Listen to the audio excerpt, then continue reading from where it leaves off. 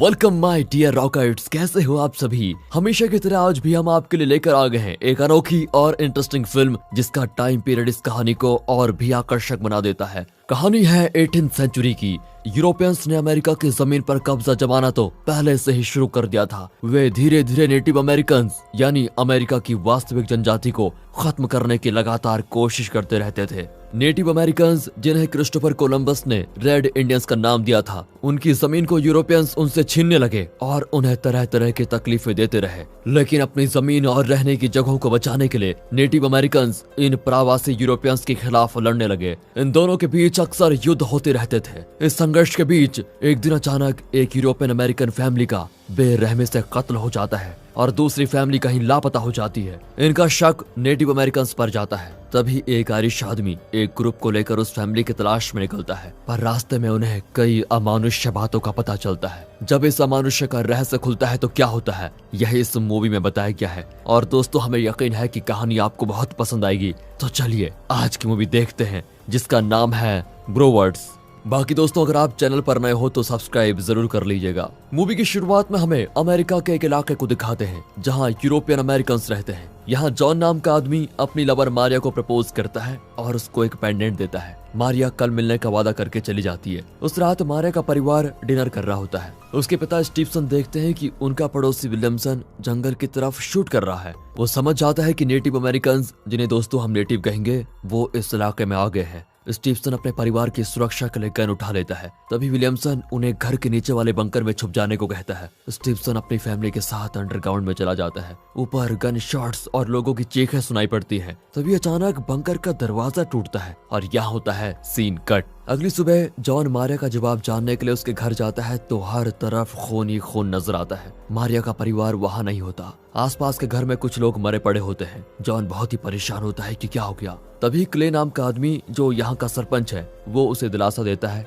और उसे हेनरी नाम के एक आदमी के पास भेजता है जो कि एक शिकारी है। हेनरी दूसरे गांव में रहता है और इस वक्त अपने परिवार के साथ आराम से वक्त बिता रहा है। हेनरी वैसे नेटिव्स की भाषा भी बखूबी जानता है। तब जॉन वहां कर उसे सरपंच का लेटर देता है। उसे पढ़ते ही हेनरी तुरंत उसके साथ चलने के लिए तैयार भी हो जाता है। फिर वो अपने बेटे को भी साथ ले जाना चाहता है ताकि उसे भी पता चले कि नेटिव्स का कैसे सामना करना चाहिए। फिर वे मारे के गांव में पहुंचते हैं। मारे की फैमिली तो लापता है, लेकिन विलियमसन की पूरी फैमिली का बड़ी बेरहमी से कत्ल कर दिया गया है। हेनरी उन लाशों को देखकर कहता है कि इतनी बारीकी से इनके गले को काटा गया है, ये जरूर नेटिव्स का ही काम होगा, क्योंकि ऐसे हथियार बनाने में तो वे माहिर हैं। तभी वहाँ पर कुछ सोल्जर्स को लेकर एक कमांडर आता है। इसका नाम है विक्टर। वो कहता है कि पहले तो हमें विलियमसन फैमिली को बाइज्जत दफनाना होगा, फिर हम उन नेटिव्स के पीछे जाएंगे और एक एक को खत्म कर देंगे। इस विक्टर का मकसद यह है नेटिव्स को पूरी तरह से खत्म करना, ताकि अमेरिका पूरी तरह यूरोपियंस के कब्जे में आ जाए। तभी विक्टर का एक आदमी, जिसका नाम वॉलनट है, वो जॉन से बात करता है। वे विलियमसन के परिवार को दफनाते हैं और स्टीफसन परिवार की तलाश में निकलते हैं।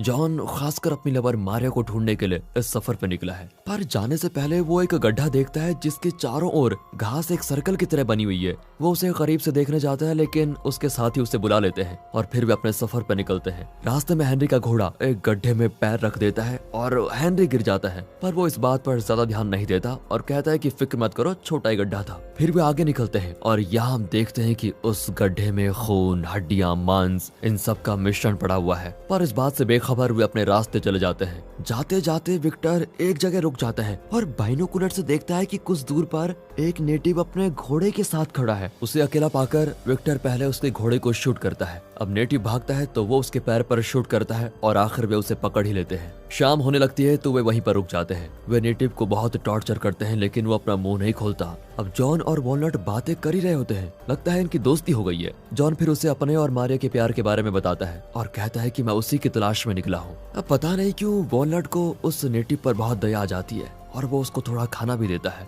इससे विक्टर चिढ़ जाता है कि किसने इसको खाना दिया, इतनी मेहमान नवाजी करोगे तो ये सच कैसे उगलेगा। उसे वॉलनट पर शक होता है कि शायद उसी ने खाना दिया होगा। अब वो वॉलनट को ढूंढता है, लेकिन जॉन कहता है मैंने उसे खाना दिया है, तुम्हारे पेट में दर्द क्यों हो रहा है। विक्टर तो फिर गुस्से में जॉन को ही मारने आता है तो हेनरी उसे गन पॉइंट पर धमकाता है कि मेरे आदमी पर हाथ रखा तो बहुत बुरा होगा। इनके बीच बहस हो जाती है, लेकिन फिर दोनों जरा शांत हो जाते हैं। रात को अलग अलग जगहों पर सभी लेट जाते हैं और 2-3 आदमी पहरा दे रहे होते हैं। तभी आसपास कुछ सड़सड़ाहट होती है, लेकिन जॉन को बहुत गहरी नींद आ जाती है। एक पहरेदार देखता है कि उसका साथी नीचे पड़ा हुआ है। वो घबराकर उसके पास जाता है तो पता चलता है कि वो नशे में पड़ा हुआ है। वो उसे गन दिखाकर धमकाता है कि उठो, पहरा दो, वरना शूट कर दूंगा। लेकिन तभी पीछे से एक डरावना हाथ उसकी गर्दन पकड़कर खींचता है। कट करके अगली सुबह दिखाते हैं कि वहाँ हलचल मची हुई है क्योंकि विक्टर के 4 आदमी गायब हैं। विक्टर को पूरा विश्वास है कि नेटिव्स एक एक करके हमारे आदमियों को खत्म कर रहे हैं ताकि हम कमजोर हो जाएं, और यहाँ तुम लोग हो कि उसे खाना दे रहे हो। एक तरफ तो विक्टर चिल्ला रहा होता है, लेकिन यहाँ हेनरी उस नेटिव के पास जाकर शांति से पूछता है कि ये सब तुम लोग आखिर कर क्यों रहे हो,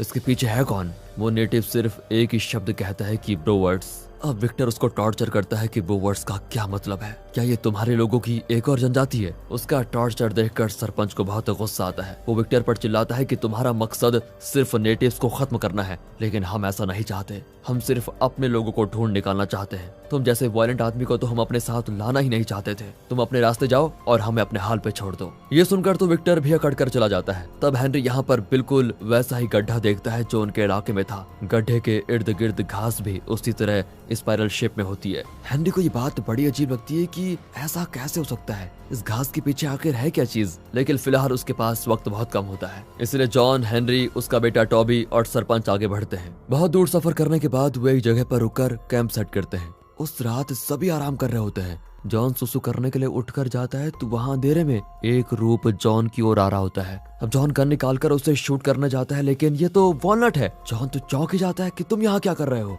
वॉलनट कहता है कि मुझे उस खड़ूस मुच्छड़ के साथ नहीं जाना, वो बहुत ही हिंसक आदमी है, मुझे भी अपने साथ ले चलिए। फिर ये लोग उसे भी अपने साथ शामिल कर लेते हैं। अगली सुबह वे फिर निकलते हैं तो रास्ते भर उसी तरह के गड्ढे दिखाई देते हैं। कुछ तो गड़बड़ है इन गड्ढों में। कुछ दूर पर एक घोड़ा गाड़ी उलट कर पड़ी होती है, लेकिन वहाँ कोई नजर नहीं आता। वे उस जगह को छान मारते हैं कि कहीं कोई मुसीबत ना आ जाए। तभी टॉबी को एक जगह एक लड़की के बाल दिखते हैं। वो उसे पकड़कर खींचता है तो पता चलता है कि अंदर एक लड़की की लाश है। वो घबराकर चिल्लाता है तो सभी वहाँ पर आ जाते हैं। फिर वे उस लाश को बाहर निकालते हैं तो उसके गले पर भी एक बारीक कट होता है और उस पर चींटियां रेंग रही होती है। अचानक उस लड़की के बूट्स हिलने लगते हैं। वे बूट्स निकालते हैं तो उसका पैर हिल रहा होता है, मतलब ये अभी मरी नहीं है, लेकिन उसका शरीर तो ऐसे पड़ा हुआ है मानो वो लाश है। फिर वे उसे उठाकर उस घोड़ा गाड़ी में रखते हैं। जॉन उस लड़की की आंखें बंद करने की कोशिश करता है, लेकिन वो बंद ही नहीं होती। फिर जॉन अपना हाथ उसके मुंह पर रख देता है। अब हेनरी टॉबी से कहता है कि बेटा, इस लड़की को बचाना है तो इसे डॉक्टर के पास ले जाना ही होगा, इसलिए तुम इस गाड़ी में उसे हमारे गांव लेके जाओ और डॉक्टर को दिखाओ। रास्ता तो तुम्हें याद है ना?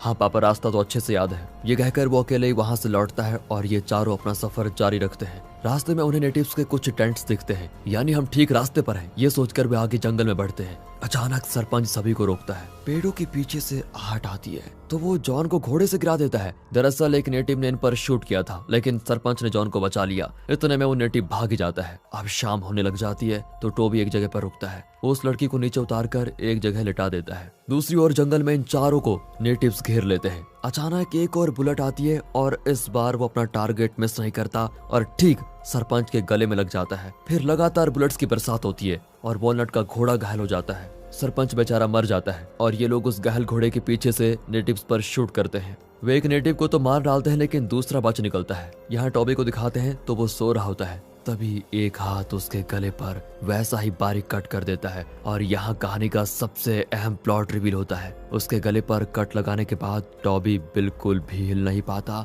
ना ही कोई आवाज कर पाता है, मानो वो पैरालाइज हो गया हो। तभी एक बहुत ही घिनौना दिखने वाला रूप उससे और उस लड़की को पकड़कर खींच के लेके जाता है। फिर एक जगह खड्डा खोदा जाता है। फिर दिखाते हैं कि टॉबी का शरीर जमीन में गाड़ दिया गया है और सिर्फ उसकी आंखें और नाक बाहर दिख रहे हैं। इस बात से बेखबर यहाँ जंगल में वे सरपंच के शरीर को दफना रहे होते हैं। तब जॉन सरपंच के कब्र पर रखने के लिए एक क्रॉस बनाता है, लेकिन हेनरी कहता है कि क्रॉस को जितनी दूर हो सके फेंक दो, क्योंकि अगर नेटिव्स ने इन पर कब्जा करके क्रॉस को देख लिया तो वो कब्र को खोदकर सरपंच की आंखें नोच कर निकाल देंगे। ये उनका कोई रिवाज है। अब ये सुनकर जॉन भी उसको दूर फेंक देता है। 3-4 दिन के सफर के बाद सब बहुत थक जाते हैं, खास करके हेनरी की गर्दन तो लटक ही जाती है। इसलिए वे एक जगह पर रुकते हैं और वहीं रात बिताते हैं। अब सुबह होने वाली होती है कि अचानक जॉन रियलाइज करता है कि हेनरी गायब है। वे हेनरी को ढूंढने लगते हैं तो अचानक झाड़ियों के पीछे से किसी की चीख सुनाई देती है। वे घबराकर वहां पर जाते हैं तो देखते हैं वो डरावना जंतु हेनरी को खींच कर लेके जा रहा है। इनसे उसका चेहरा देखा नहीं जाता,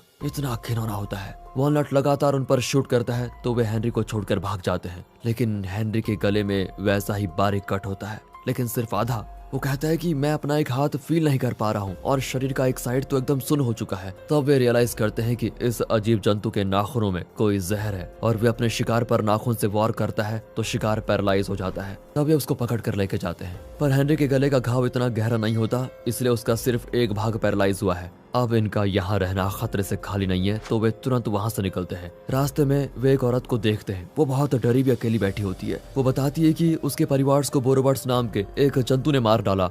अब इन्हें एहसास होता है कि यहाँ ब्रोबर्ट्स नाम के खतरनाक जंतु रहते हैं और वह इंसानों का शिकार करके उन्हें गड्ढे में गाड़ देते हैं। वो औरत बताती है कि ब्रोबर्ट्स तो बहुत पहले से यहाँ पर रह रहे हैं। यहाँ बहुत सारे जंगली सुअर हुआ करते थे और ये बोरोबर्ट्स सिर्फ उन्हीं जंगली सुअरों का शिकार करते थे। लेकिन जब से यूरोपियंस यहाँ पर आए, वे खुद भी जंगली सुअरों का शिकार करते हैं, जिसकी वजह से ब्रोबर्ट्स को खाना मिलना मुश्किल हो गया था। इसी वजह से ब्रोबर्ट्स ने इंसानों का शिकार करना शुरू कर दिया। ब्रोबर्ट्स अपने शिकार के गले में अपने नाखून काट देते हैं और उनके शरीर में एक तरह का जहर इंजेक्ट करते हैं। इससे शिकार पैरालाइज हो जाता है और हिल भी नहीं पाता। फिर वे गड्ढे खोदकर शिकार को उसके अंदर गाड़ देते हैं। वे उसे तुरंत नहीं खाते, बल्कि शरीर के सड़ने का इंतजार करते हैं, क्योंकि सड़ने से मांस नरम हो जाता है। तब वे उसे बाहर निकाल कर खाते हैं। इतना घिनौना जंतु है वो। अब हेनरी और घबरा जाता है और पूछता है कि क्या नेटिव्स के पास इसका कोई इलाज नहीं है। वो बताती है कि एथो नाम की एक जनजाति ने इसका इलाज ढूंढ निकाला था। फिर वे उस औरत को भी साथ लेकर एथो जनजाति की तलाश में निकल जाते हैं। लेकिन अब हेनरी का बर्ताव बदलने लगता है। उसका शरीर पीला पड़ने लगता है और वो पागलों की तरह अचानक कभी हंसता है तो कभी कुछ करता है।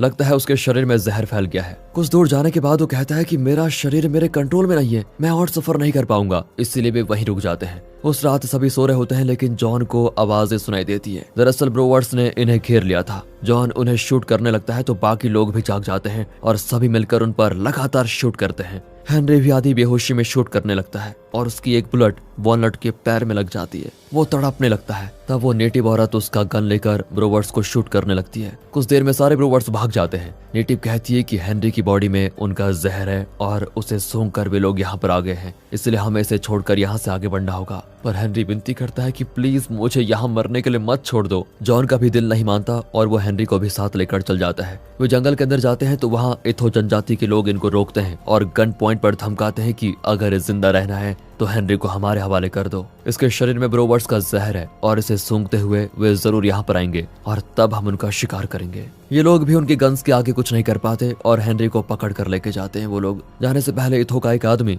जॉन को कुछ चीजें देकर जाता है। उसमें वो पेंडेंट होता है जो मूवी की शुरुआत में जॉन ने मारिया को गिफ्ट किया था। बाकी उसकी फैमिली की चीजें होती है। जॉन समझ जाता है कि ब्रोवर्ट्स ने ही मारिया और उसके परिवार का शिकार किया है। इसी बीच हेनरी चिल्लाता है कि मुझे बचा लो जॉन, बचा लो प्लीज। वॉलनट कहता है कि हेनरी को मरना था तो वो मरेगा ही, लेकिन अब हमें लौट जाना चाहिए वरना हम सबकी जान खतरे में हो सकती है। पर जॉन हैरी को बचाने के लिए इथोस के पीछे जाने का फैसला करता है। इतना ही नहीं, जॉन इथोस से ब्रोवर्ट्स के जहर का इलाज भी जानना चाहता है, इसीलिए वो अकेले ही उनका पीछा करता है। एक जगह हेनरी को बांध कर रखा होता है। जॉन उसे खोलने जाता है तो एक नेटिव उस पर अटैक करने आता है, पर ऐन वक्त पर हेनरी उस आदमी के पेट में शूट कर देता है। जॉन तभी चौंक कर हटता है तो एक ट्रैप में उसका पैर रख देता है। तभी वो देखता है कि कई ब्रोवर्ट्स हेनरी की ओर बढ़ रहे हैं। हेनरी फिर अपनी गन से कुछ ब्रोवर्ट्स को शूट करता है, लेकिन वे आखिर उसको पकड़ ही लेते हैं। जॉन भी बेचारा कुछ नहीं कर पाता क्योंकि उसका पैर बुरी तरह से ट्रैप में फंसा हुआ है। एक ब्रोवर जॉन को देखकर उसकी ओर बढ़ता है। जॉन अपने पैर पर लगे ट्रैप का दूसरा हिस्सा उस ब्रोवर पर फेंक देता है और उसका मुंह उसमें फंस जाता है। वो दर्द से चिल्ला रहा होता है। इसी बीच जॉन ट्रैप से किसी तरह पैर छुड़ा ही लेता है। तभी घायल नेटिव जॉन से कुछ कहता है पर उसकी कुछ समझ में नहीं आता। तभी वो वहां पर रखी हुई कुछ नुकीली लकड़ियों की ओर इशारा करता है। जॉन समझ आता है कि इन्हें ब्रोवर्ट्स के शरीर में घुसाकर उन्हें जमीन पर गाड़ देना होगा। वो वैसा ही करता है। ब्रोवर्ट्स मुड़कर अटैक नहीं करते और जॉन उन सबको जमीन पर गाड़ देता है। लेकिन इसी बीच हेनरी का चीथड़ा बन चुका होता है। अब जॉन सोच में पड़ जाता है कि नेटिव ने इन्हें जमीन पर गाड़ने को क्यों कहा था। देखते देखते सुबह हो जाती है और सूरज की रोशनी ब्रोवर्ट्स पर पड़ते ही वे जलने लग जाते हैं। जॉन समझ जाता है कि इन्हें खत्म करने का यही एक तरीका है, इसीलिए नेटिव ने उसे ऐसा करने के कहा था। हेनरी तो अब रहा नहीं तो जॉन उस घायल नेटिव को लेकर वापस आता है। वहाँ वॉलनट पहले से घायल होता है। अब वॉलनट और नेटिव की जान बचाने के लिए डॉक्टर की जरूरत होती है। नेटिव को बचाना बेहद जरूरी है क्योंकि वही ब्रोवर के जहर का इलाज जानता है। जॉन फिर उन तीनों को उसी जगह पर छोड़कर डॉक्टर की तलाश में निकलता है। दिन रात सफर करने के बाद वो कुछ यात्रियों को देखता है जिनके पीछे एक डॉक्टर है। जॉन फिर अपने साथियों की हालत बताता है तो डॉक्टर भी उसके साथ चलने को मान जाता है। लेकिन वहां जाने पर वो देखता है कि विक्टर और उसके आदमियों ने इस जगह पर कब्जा कर लिया है। जॉन उस इथो नेटिव को फांसी पर लटकते हुए देखकर बिल्कुल चौंक जाता है। विक्टर कहता है कि इन नेटिव्स को तो मर जाना ही चाहिए, इसलिए मैंने उन्हें फांसी पर लटका दिया है। जॉन एकदम सुन पड़ जाता है कि ये कैसा बेदिमागी हालत है। रोबर्ट्स के जहर से लड़ने का आखिरी रास्ता तो ये इथोनेटी भी था, पर इस जालिम ने उसे भी मार डाला। फिर जॉन पूछता है कि वॉलनट कहाँ पर है। विक्टर एकदम गैर जिम्मेदार तरीके से जवाब देता है कि उसके पैर पर गोली लगी थी तो उसकी जान बचाने के लिए हमें उसका पैर काटना पड़ा, लेकिन पैर काटते वक्त उसका बहुत सारा खून बह गया और वो मर गया। उसके साथ यही होना था, क्योंकि हमें छोड़कर वो तुम्हारे साथ जो भाग गया था। और हाँ, स्टीफसन परिवार का पता नहीं चला, तुम भी मेरी गैंग में शामिल हो जाओ, हम सब मिलकर उन नेटिव अमेरिकन जातियों को खत्म कर देंगे। जॉन का गुस्सा और बेबसी एक साथ मायूस होती है और कहता है कि तुम जैसे लोग जब तक जिंदा रहेंगे तब तक नेटिव जनजाति को ही नहीं, पूरी इंसानियत को कोई नहीं बचा सकता। ये कहकर जॉन चला जाता है। आखिर में दिखाते हैं कि बोरोवर्ड्स एक इंसान के शरीर को पकड़कर उसे जमीन में गाड़ रहे हैं। ये और कोई नहीं, जॉन का शरीर है जो बोरोवर्ड्स का शिकार हो गया। और शायद विक्टर और उसके साथियों का भी यही हाल हुआ होगा। और इसी खतरनाक मैसेज के साथ दोस्तों, ये मूवी यहाँ पर खत्म होती है। अब दोस्तों, इन बोरोवर्ड्स को कुछ ज्यादा एक्सप्लोर तो नहीं किया गया है, लेकिन डायरेक्टर ने भी ज्यादा कुछ बताने की कोशिश नहीं की है। सब कुछ हम ऑडियंस पर ही छोड़ दिया है। बाकी आप हमारे दूसरे चैनल मूवीज वेदर को सपोर्ट करें, सब्सक्राइब करें, वहां पर वीडियोस तैयार हो रही हैं, बहुत ही जल्द अपलोड हो जाएंगी। तब तक के लिए गुड बाय, ख्याल रखिए अपना। और अगर ये वीडियो अच्छी लगी हो, स्टोरी अच्छी लगी हो, एक्सप्लेनेशन अच्छा लगा हो, लाइक कीजिए, चैनल को सब्सक्राइब। मिलते हैं अगली वीडियो में, तब तक के लिए गुड बाय, ख्याल रखिए अपना। And finally thanks for watching.